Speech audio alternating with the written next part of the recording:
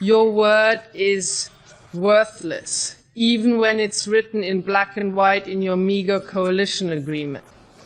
You are a paper chancellor who plays at being a world power abroad, but at home lets yourself be led around at will by the election-losing SPD.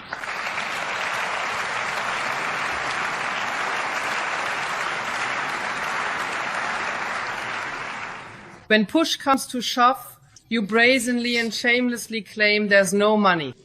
In the same breath, you offer the US president to use German taxpayers' money to buy American weapons for Ukraine.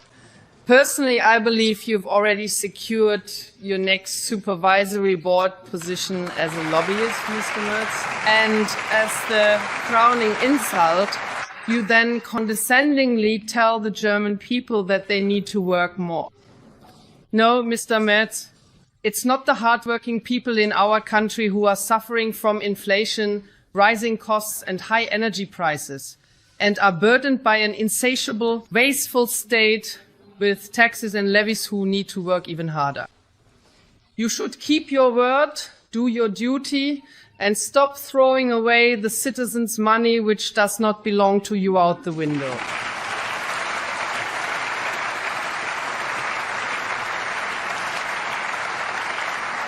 But as it stands, your chancellorship will go down in German history as the greatest electoral fraud.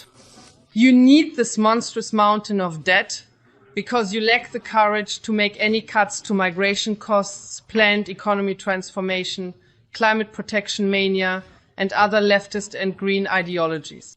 You can't do it, and you don't want to either, because with your firewall dogma, you've chained yourselves to a coalition partner who wouldn't even dream of seriously tackling this challenge. A question to the colleagues from the Union: did you actually campaign last winter for a government that would sit here and, as a governing party, fulfill every wish of the leftist sectarians of the worn-out SPD?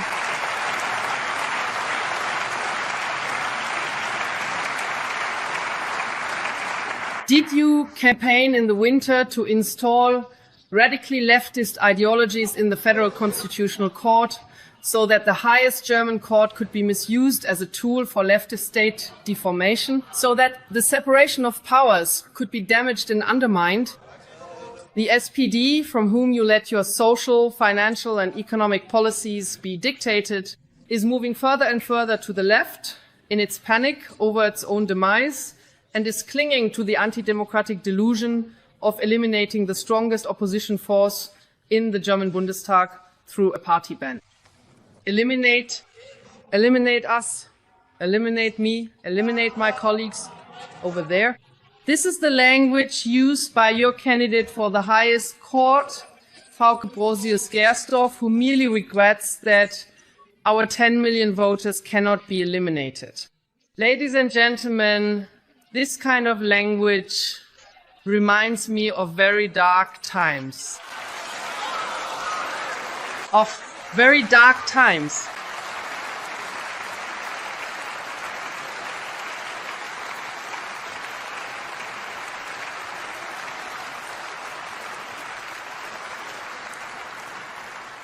And it is precisely the Social Democrats who should know this from their own party history. Every dictatorship begins with the banning of competing parties.